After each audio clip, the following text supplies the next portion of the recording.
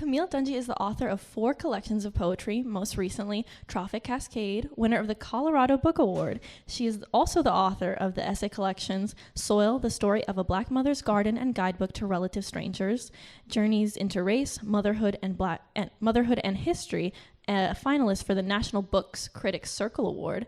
Dungy has also edited anthologies including Black Nature, 4 Centuries of African American Nature Poetry, and From the Fishouse, an anthology of poems that sing, rhyme, resound, syncopate, alliterate, and just plain sound great.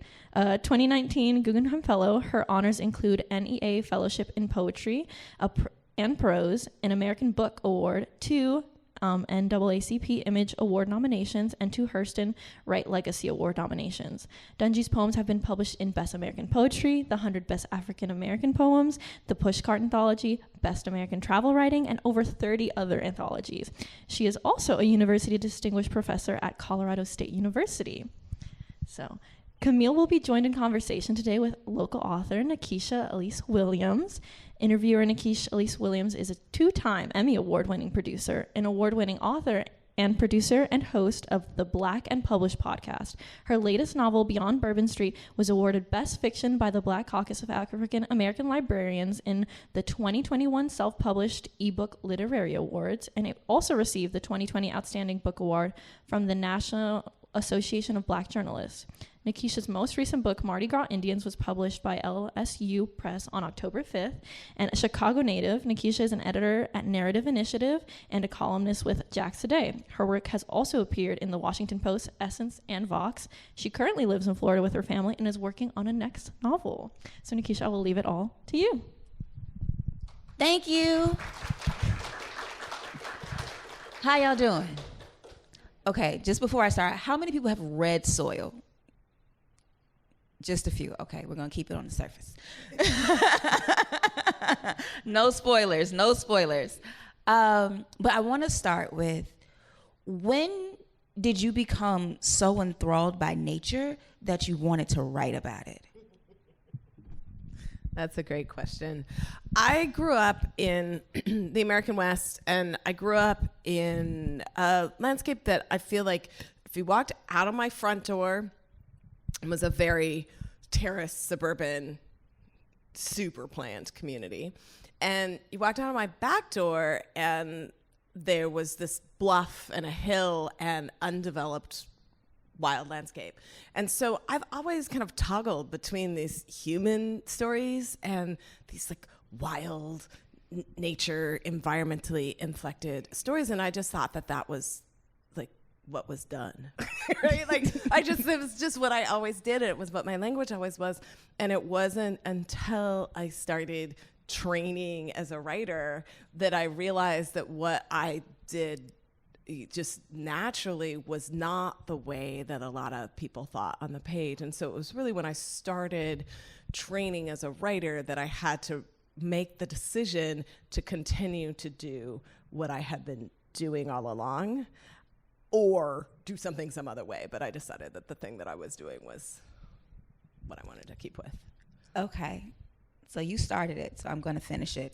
You said started training as a writer, which means MFA programs. Mm-hmm. And there is a very loud conversation about how MFA programs can flatten the voices of writers of color, and no matter the background, no matter what they're writing about, and really kind of formalize a way of writing that isn't authentic to all writers. How did you unlearn that training to make your voice as raw and authentic as it is on the page? Mm-hmm. I don't know if it's that I had to unlearn it or that I had to kind of actively resist it all along. And there may be something too about just believing in myself, and to such a degree that those indoctrinations just didn't take, like sometimes I just couldn't even hear when people would say, but you were supposed to be writing like this, or you're supposed to be being like that, because it didn't the thing that they were asking me to do felt so disingenuous that I wasn't able to. The thing for me that became the most difficult was what didn't show up in classrooms, what other work wasn't talked about, the absences that I was fully aware were absent because of other reading that I'd done. I grew up in a household of people who just loved to read, and so there were always books around.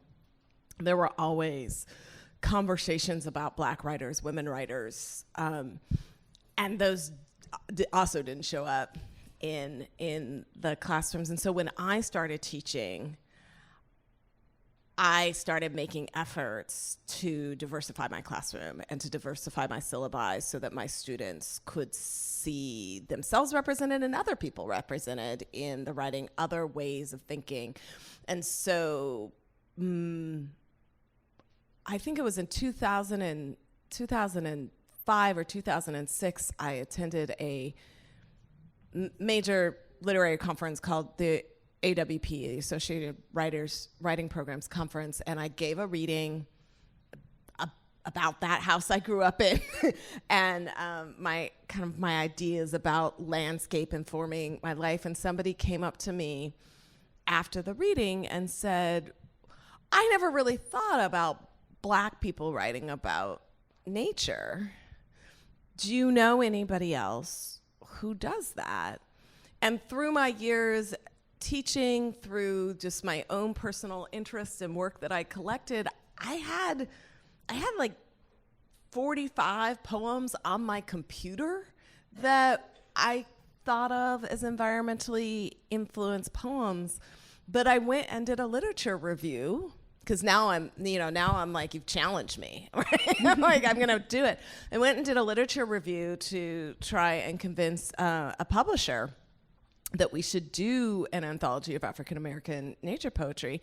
And in my lit review of hundreds of books of the major anthologies, journals, etc., I found 6 poems by 5 Black writers. That was it.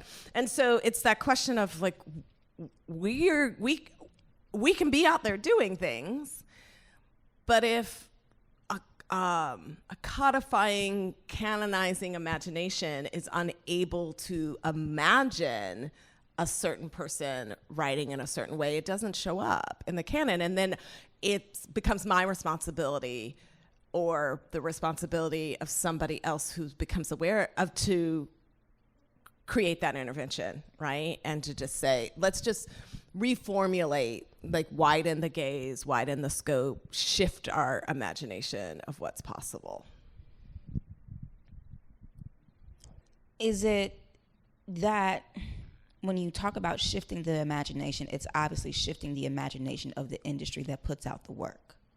Because what I'm gathering, just listening to you speak, but also from the book, is that you show up in the world in a very specific way, Black, woman, also mother. And then musing about the natural world, you bring that experience to those musings and then to the writing, whereas the canon is very white, very male, or even if it's white and female, there's no talk of motherhood. And you also talk about, like, they don't acknowledge their children, they don't acknowledge their husbands, washing the dishes, folding the laundry, doing all of the things. But that's a very integral part of your life. Why was it important for you to, as you were doing your own version of Pilgrim at Tinker Creek, which you go back to and reference repeatedly, to merge the fullness of your life with the fullness of the natural world?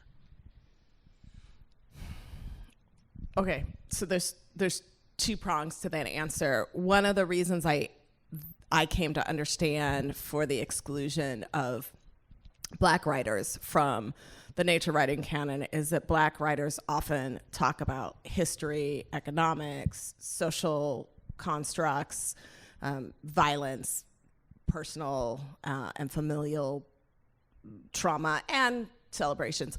And all of those were considered separate from what nature writing is supposed to be about, because nature writing was so frequently about one dude wandering out in solitude and having some communion with the mountain. And the moment you bring in history or racialized constructs, et cetera, those become social stories or urban literature or right, like any other kind of thing. It's no longer nature writing. So that's one of the reasons for that omission.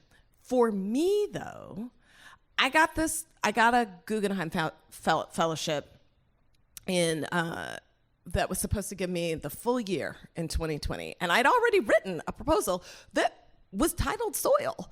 It didn't have the same subtitle, but I had a proposal that I was going to write about the landscape around me in Colorado, and that was my idea. But I bet if I had gotten that fellowship anytime earlier, this would have been a really different book. What ended up happening was I had the year off in 2020, lucky me. And I, had a month and a half. I was all situated and ready to go. My kid's going to school. Everything's great. And then boom, everything is not great. It changed. She's home. I'm the one responsible for overseeing her education. My husband is like trying to figure out how to make everything work in the midst of, he is a professor. We're both professors, but I had the year off. So he has to switch a 100-student class from a lecture in person to an online lecture. It was a mess. He was absent for the rest of that semester. So it's me and my daughter trying to figure out how to make this work. And also, I'm doing all the cooking. I'm doing all the cleaning. So much more laundry, right? There was so much more laundry that year. I don't know why, but it just felt like we were always doing laundry when we were home like that. Nobody changed clothes ever. I don't understand what was happening, but it was like just washing underwear over and over and over again. And I had a decision. I had this fellowship. I was supposed to be writing a book. I could write a book in the mode that canon had, or I could write a book that was the reality of my life. If I was going to write, I had to bring the reality of my life into it. But the reality of my life in that moment was the reality of so many people's lives. Most of us don't have an opportunity to wander off for a couple of months just walking through the woods by ourselves. We don't get to do that. And so it became, to me, I was like, wait a minute, how is environmental writing serving the actual world if the idea is that it could only happen in solitude? This caring about the world, this connection with the world can only happen when you leave everything behind. And so I then wanted to write what was really happening in my life and take the risk of including stories about the dishes and the laundry and what I cook for dinner, as I'm also talking about the history of this American landscape. Yeah, the line when your husband tells you don't make the thing with the juniper rub anymore, I was like, oh, that was cute. Like, you don't need to make this one again. Did you feel a responsibility to the canon, but also to Black writers, as well as those who fall on the spectrum of environmental justice is social justice, to be honest about the links between Black people, the land, and the history of this nation in the year of our Lord that was 2020? Yes. I asked that because when I first started the book, you have a few lines, really beautiful, and it's like a wink and a nod to what happened, but you don't get explicitly into it. And I was like, oh, that's nice. She's not going to touch it. We're just going to be in nature, and it's going to be the writing. And then you keep going, and then you keep going, and it was like a flower. Those petals get peeled back, and it's like, oh, we're in it now. How did you cope with the traumas of that year, from the police violence to the pandemic to the wildfire season to trying to parent and educate a child from home when you're not an elementary school teacher, and you're supposed to be writing. Which she reminded me of frequently. When you're supposed to be writing and you're mourning the loss of your year of time to yourself, how did you cope to even pull this out? Because, madame, you did that thing. There were times during that year when all I managed was 20 minutes a day. I called it my 20-20-20s. And I just wrote for 20 minutes a day. And if you were on my my workshop talk this afternoon, some of that, just pay attention to the senses around me, just list everything that I'm seeing. Some of that was all I managed to do for 20 minutes a day. And so that question that happens sometimes, like, how do you get the dialogue right? Like that, if there's salient dialogue in here, it pretty much is because a conversation happened that day or the day before, and I'd be like, that I have to write down in this 20 minutes. And so it was really, there's some aspect of this book that is journaling my experience of that year and conversations that would happen with my family and my community in that time, or things that I was seeing. And then the next year, 2021, where she's still home because she ended up staying in virtual school for the rest of her elementary education. It started in her 4th grade, and she stayed through the 5th grade because I have elderly parents. And anyway, she just was concerned about all of our health. And so, but I still she's in 5th grade by that point. She's got a little bit more autonomy, and I had a little bit more time. And so then it became like, how do I organize all of these notes? And it was that organization aspect where I was able to see connections. I was able to work with some of the more difficult components of what I was describing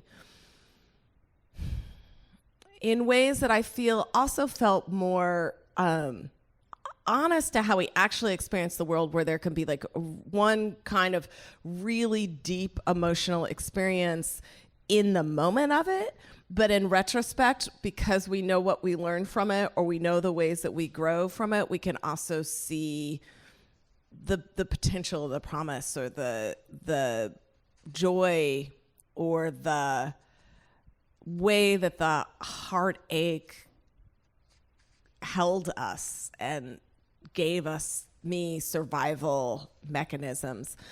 So some of the work that you see as a reader happens in revision, and some of it happens with like the kind of attention I paid in the initial recording. All right. You are visiting the state of Florida, and you talk a lot about erasure in this book. And don't want to be too political, but there is what I would call an active battle against what kinds of history will be told and taught in the state. There are teachers in the room. What did you find? Because you talk about a lot of, the great explorers and then their guides who were never credited, most notably one of them being Sacagawea, and how they were taken along these paths to discover what was already there. In writing this book, it feels like you're working to correct the record. How much was that a factor in your writing, and how much did that play into, as you were structuring the book in those revision process, to address that, no, we've always done this work and no one has ever acknowledged it? I'm kind of curious how quickly this book will get banned in some communities, because I made the choice to not pull punches. I'm going to say, you and I have had this conversation a little bit online, that part of why this book is able to be the book it is I had a Black editor. Yes, you did. Whom I know. I had a Black editor who was not going to let me pull any punches. What's the point of starting a punch if you're going to pull it? He said once. Right? You, like, the need to come all the way through and follow through and say, look, this history that is so beloved to some people is not the truth. If I'm going to take the time to write, if I'm going to ask for your time to read what I write, I got to be honest. I got to tell the real story, and the real story is not always flattering. It is not always easy to digest. So my daughter is at home. I'm overseeing her education. She's in the 4th or 5th grade, which is prime state and regional history time, right? We live in the American West. She's coming home with these worksheets. I'm like, this is incomplete.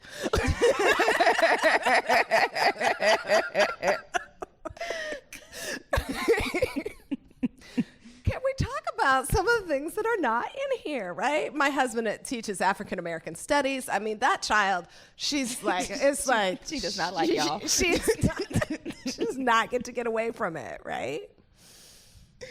But what good does it do us, any of us, to lie about who we are and who we've been? What good does that do? That's just covering up an untreated wound. Nothing comes from that but gangrene and sometimes amputation. Like, there's nothing good about covering up an untreated wound. And so if I'm going to spend the time to write this, I need to expose the wound to clear it, right? So then, in acknowledging that, what is exposure for correcting the record and illuminating those dark places that are often hidden, and what is protection? Because we all know in 2020, George Floyd was murdered, and you go into a very in-depth conversation about navigating your parenting around that and telling her and explaining what has happened, and then having her react to that very viscerally the next time that she saw police officers. Mm-hmm. Well,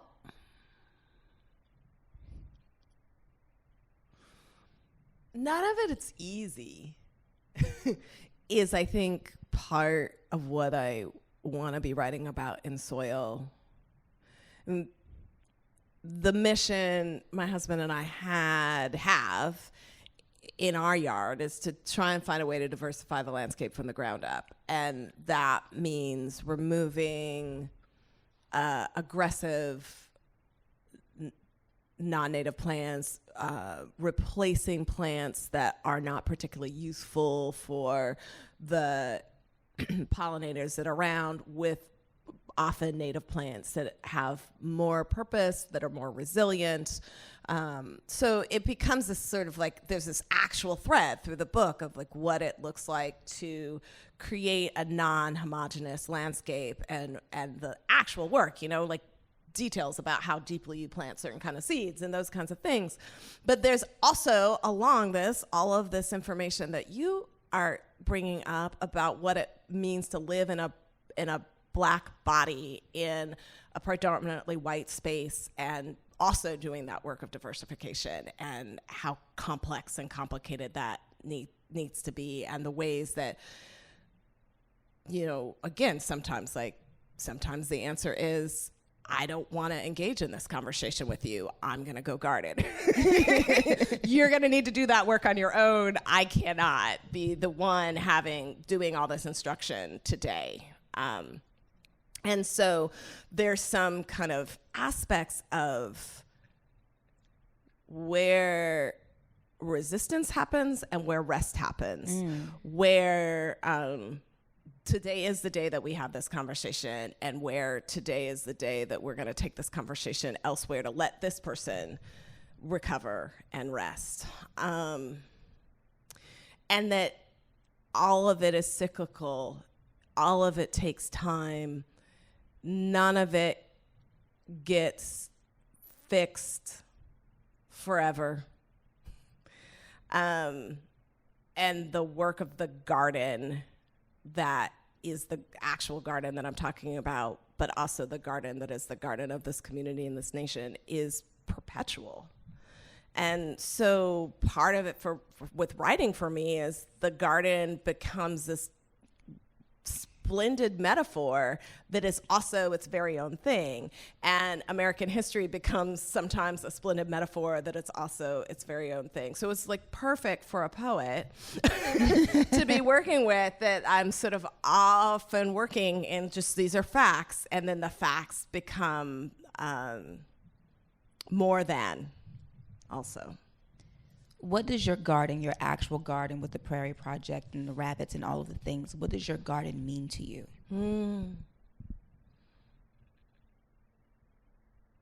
I think one of the things that I find fascinating in conversations about this book, when people finish it, is how frequently people say, I just loved your book. It was so beautiful and so great. And I'm like, that is fantastic. I'm really, really glad you feel that way. Also, it was so hard to write. It was so hard to write. But I'm very, very happy that what you walk away from is the beauty and the kind of sense of regeneration and restoration and new purpose that you have having completed the book. And my garden does that too. It's hard making, like, pulling the sod and replacing with something and finding the plants that work and weeding out the bindweed and like, all of that can be very difficult. And I never go to bed at night being like, darn hard garden, I hate you. You know, like, I never do that. I always go to bed being like, look at that flower. That's beautiful. Or even, I mean, I live in a place where it's winter forever, but I can look out and say, I know something's coming. I know something's coming. I know I've done the work, and that's gonna bloom. And so hope and resilience. You did talk about how hard it was to write this book, which I can imagine, and I know there are writers in the room. What did you do as part of your practice to, I guess, restore yourself from the depths that you went into the history and the traumas on the page?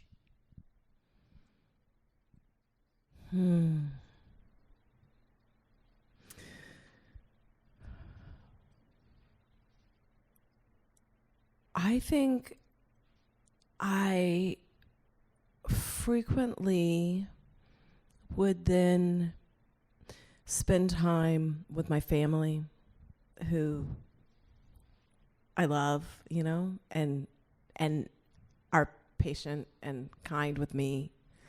I would frequently go back out into the garden and do that work. We're just going for a walk.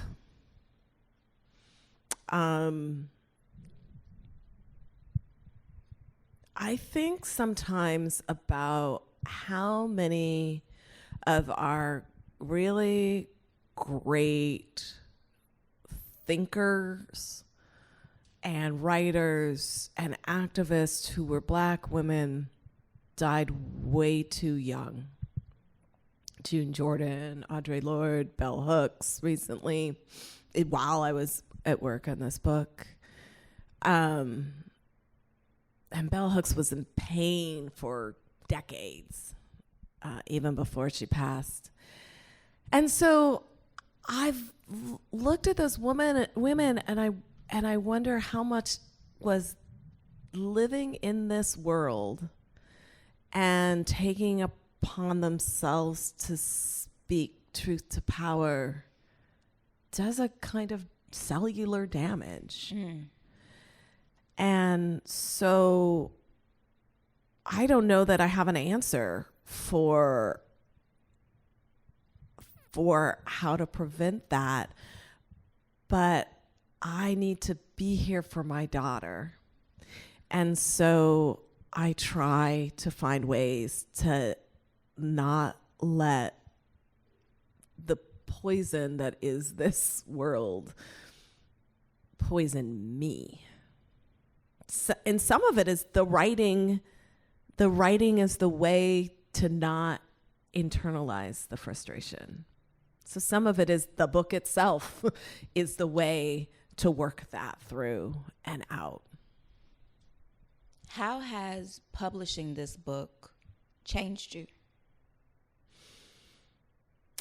I think that, this may be in keeping with what I just said. I have been doing this work. I have been thinking about expanding America's imagination of who cares about the greater than human world, and how, at least since I published the Black Nature Anthology in 2009, but really before that, this has been something I've cared about, the intersection between environmental justice and social justice, the facts that we can start in our own backyards to do the work that becomes planetary change. Like, all of those things have been important to me in my thinking.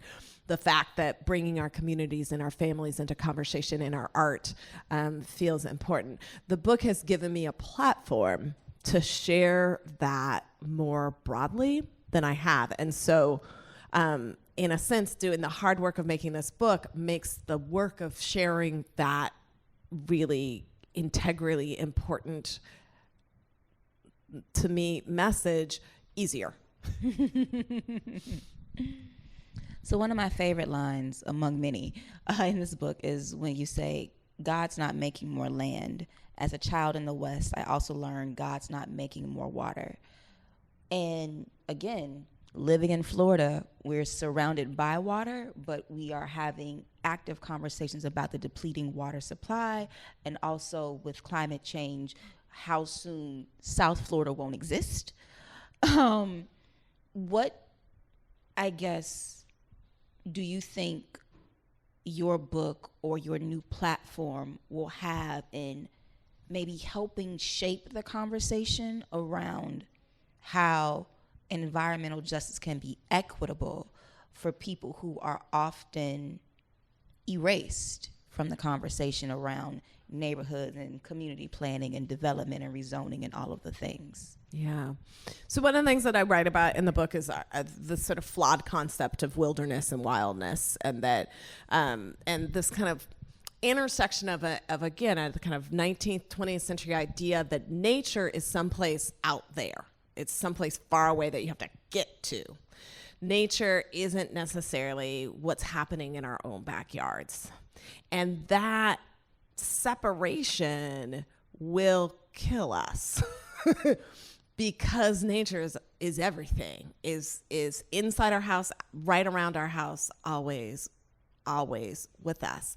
And when we make those local changes, hyper local changes, and then we demand larger changes, we become part of saving ourselves and saving our spaces. So when I started the garden project, my HOA, it was against my HOA's rules. The things that I was doing in the garden were against my HOA's rules, and I just decided I was going to start small, partially because that was what I had the capacity to do at the time, but partially because if I started small, they may not notice. And then I kind of kept going, and now it's the whole yard. But in that 10 years that I've been doing it, my HOA has dropped their rule against non-standard landscaping.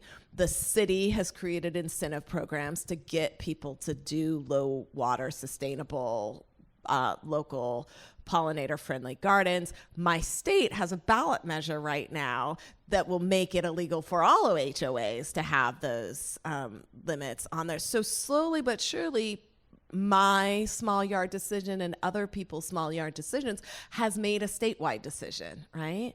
And that feels to me like a kind of empowerment that I hope soil can offer other people. Like, we often feel like this is hard work, it's too big, so I can't do it at all. But the sense of starting small to create big change is true, right? It can happen. I like that. but I'm going to be remiss to not bring this up because I saw this story. You're in Colorado. There's the Colorado River and it's depleting water levels. And there was a story in the New York Times like 2 days ago that the Supreme Court ruled against the Navajo Nation to draw water from the river, saying the treaty that was broken, basically they had no duty to give them water. Even as you are seeing change in your community, in your state, from what you are doing naturally, there are still, like the struggle for social justice, there's always a step forward and 2 steps back. How do you not get beaten down by those types of decisions and rulings that happen on large and small scales? I don't know. I don't know. I saw that also, and I have friends who've been in that movement, and it's crushing. It's unlawful, despite the fact that the law is being used. Maybe it's okay to be exhausted and terrified and sad, and to acknowledge that, and to find a way to momentarily rest and recoup, and then go back at it. As much as this is a collection of essays, there are also poems, and you started as a poet. When you are, and the lyricism also shows in the prose as well, how do you decide when you're writing what to include as prose, what to include as a poem, what is an essay? This is a very crafty question. There's also the photographs, or photograms, where my daughter and a friend went through the garden and took pictures, and also I sent clippings. So I sent these photographs and clippings from the garden to a photographic artist named Llit, and she made these beautiful timeless images in it, which are there partially because I know that some people just learn better visually, and I didn't want you to like put down my book to go to Google. I wanted you to trust that there'd be enough information in my book that you would be able to get this. So the images are there also as that support, but also as a way of diversifying thinking, right? There's a kind of thinking that we can do in prose. There's a different kind of thinking we can do in poetry. There's a different kind of thinking that we can do when we're looking at a visual image. I wanted to honor all those kinds of learning and understanding in the book, so you didn't have to go to different books to be able to experience that. You could get all of those kinds of thinking right here.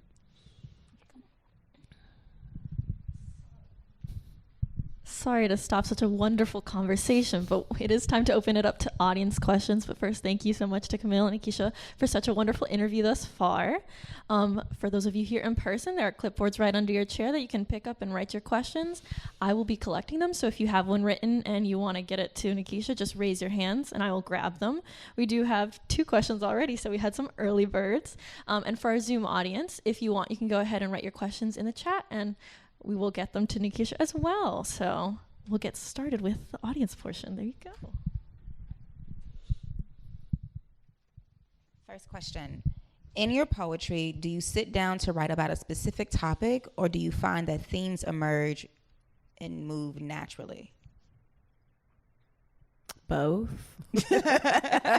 Such a writer answer. Yeah, yeah, that's all I can say. It's both. Like sometimes it's a blank page day and I just catalog my thoughts and tell what it is that becomes a guiding force in the poem reveals itself. And then sometimes the thing that I'm interested in, I start with, I'd have to say that's less frequent. That tends to be where prose works for me better, is if I have like a thesis that I would like to elaborate on.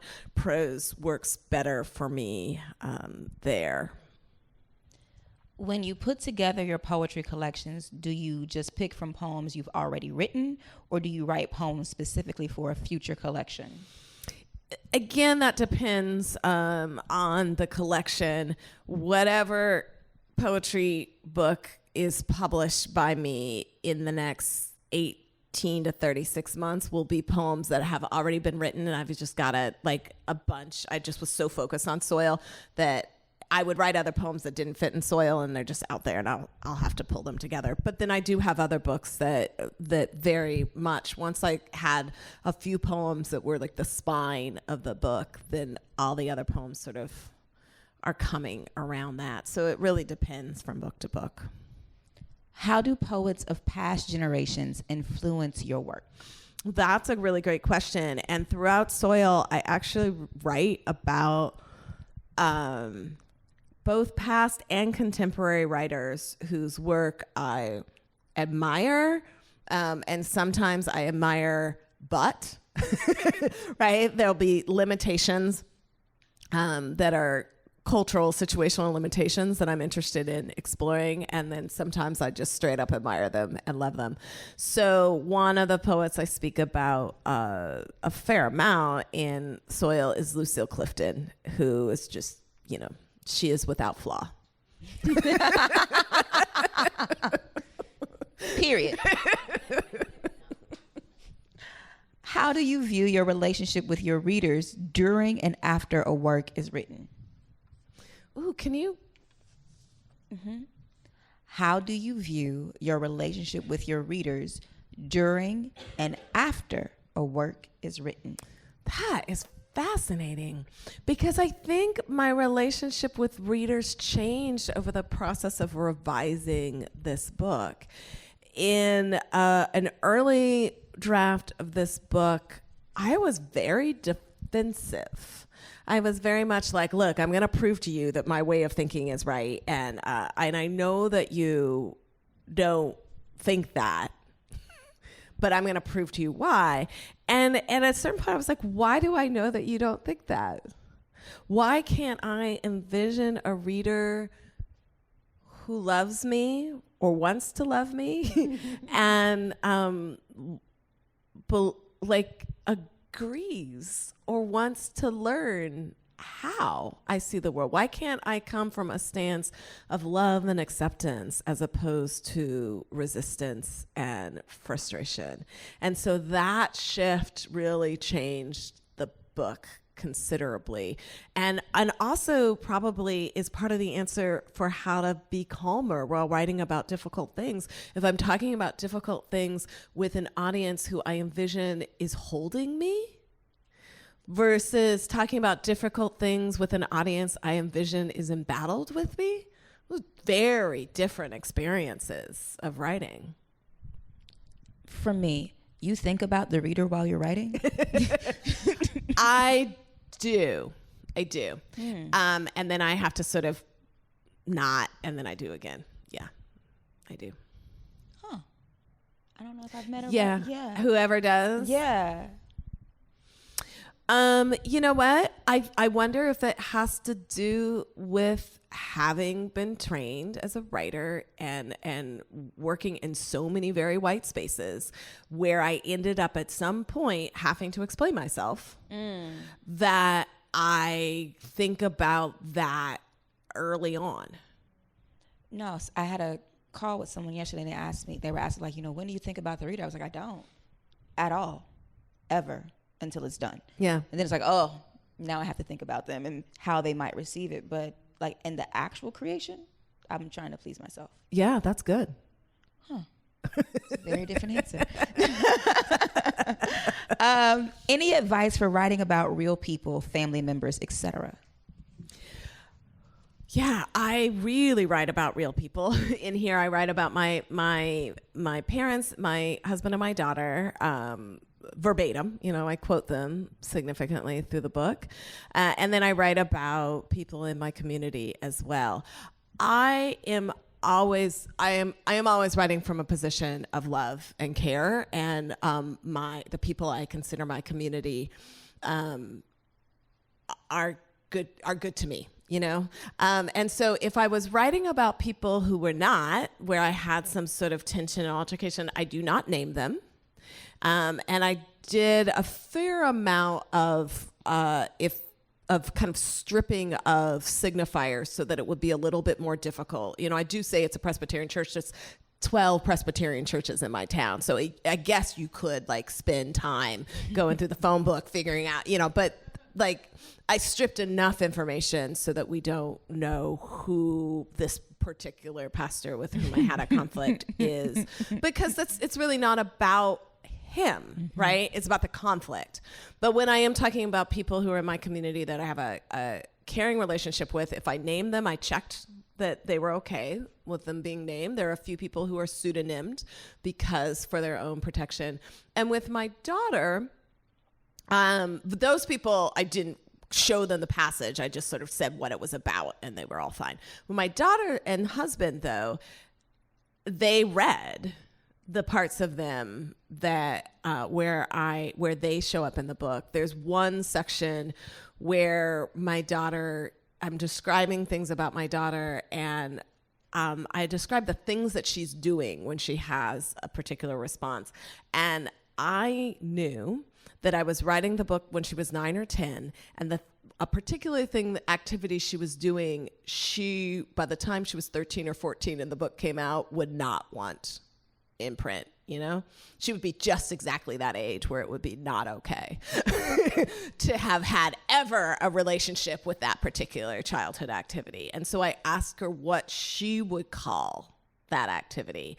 And it's her name for that activity that is in the book, because I want her to feel empowered and proud when she sees, I don't want her to feel embarrassed when she is being described. So that is part of it, like having conversations with those people who I value so that they can feel safe.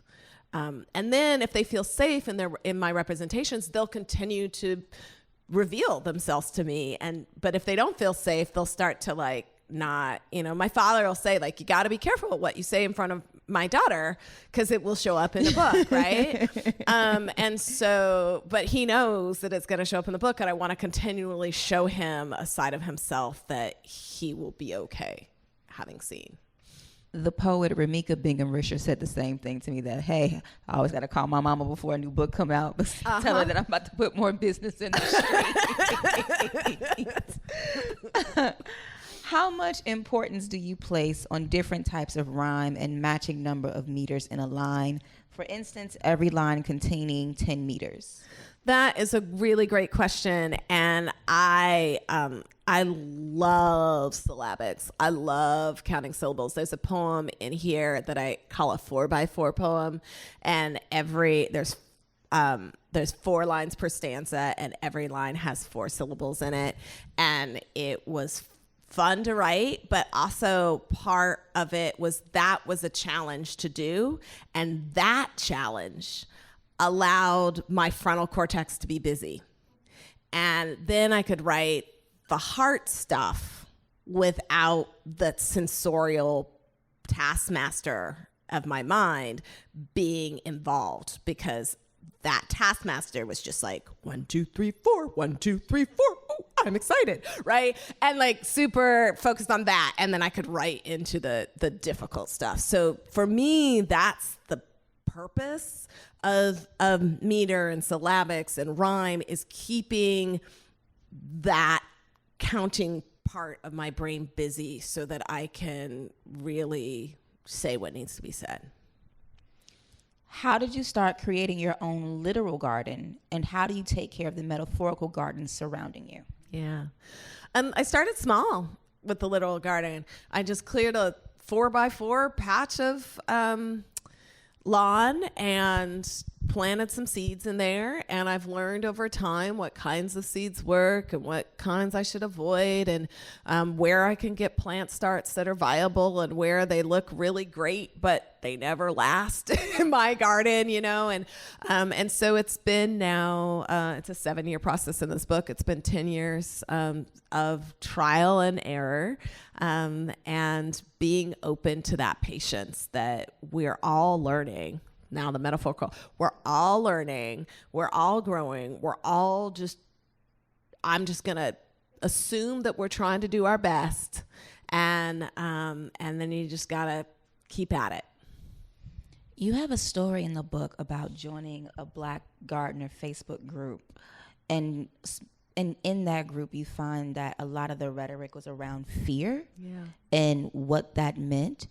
So do you find freedom in your garden? I do find freedom in my garden. And I think I find freedom in my garden partially because of this ability to fail.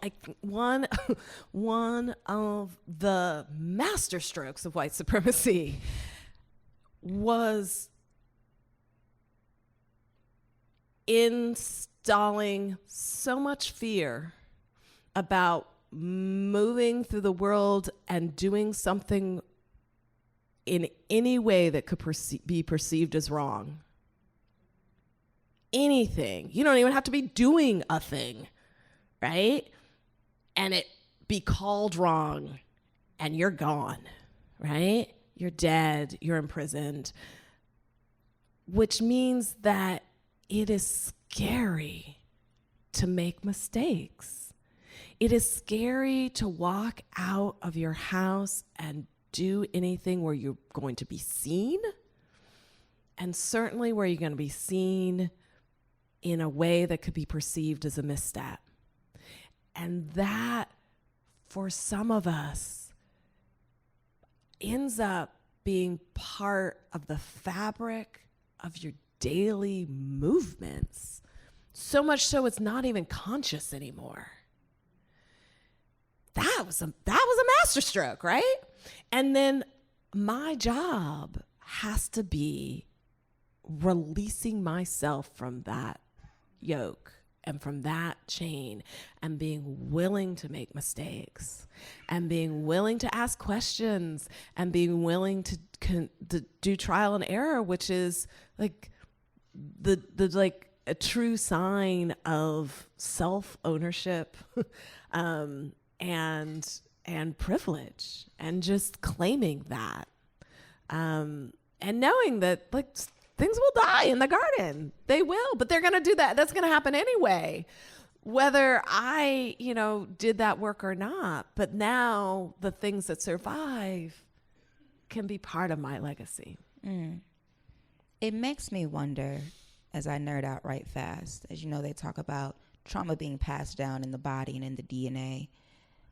And you talk about Black people and gardening, and we were brought here for agricultural purposes, and there were real costs to failing on a plantation, whether you were harvesting cotton or indigo or rice or tobacco. The plants don't come up, you might not live. And so then that fear continues even in your own garden. I know finishing your book, you talk about how people say it's so beautiful, which I did say, but then I thought, I think I want to plant sunflowers in my front yard. Yay. And then I was like, oh girl, you don't know nothing about the land. But it was a thought, and I was like, I really like sunflowers. I want to plant sunflowers in my front yard, and I think a neighbor has it like down the road. Anywho, next question says, I feel like I need to wait until the person passes, since mental illness is such a hard topic. How do we get around those obstacles to tell those hard stories that may be painful to many? I mean, do you feel like you have to wait until the person passes to write it? I do not agree with that. Write the work when you need to write it, and write it how you need to write it. Now, whether you publish it now, that's a whole nother question. But what I often have found is the things that I think are most scary, I mean, this book was scary to publish because I write about my community, my town, which isn't that big. And I write about the people in it, and I write about the failures of that town to be as inclusive and inviting as they want to be, say they are, right? And so I was like, okay, here you go, Fort Collins. I just wrote a book about you, and I didn't know what would happen. And my greatest fears were not realized. People were happy for the book. People who know that there's work to be done in that community are grateful that I have said there's work to be done. And maybe we could start here, right? That there's some pointers in where the work can be done. So frequently when we write into our greatest fears, I'm aware of the community, but I don't actually know what they're thinking, right? And so it might be that your person in your community who is suffering with mental illness will actually be grateful that you have written a loving, honest depiction of this struggle because they felt alone and unseen and now feel seen and held in your possibilities that you provide. So write the book and then make the decisions about how to share the work later.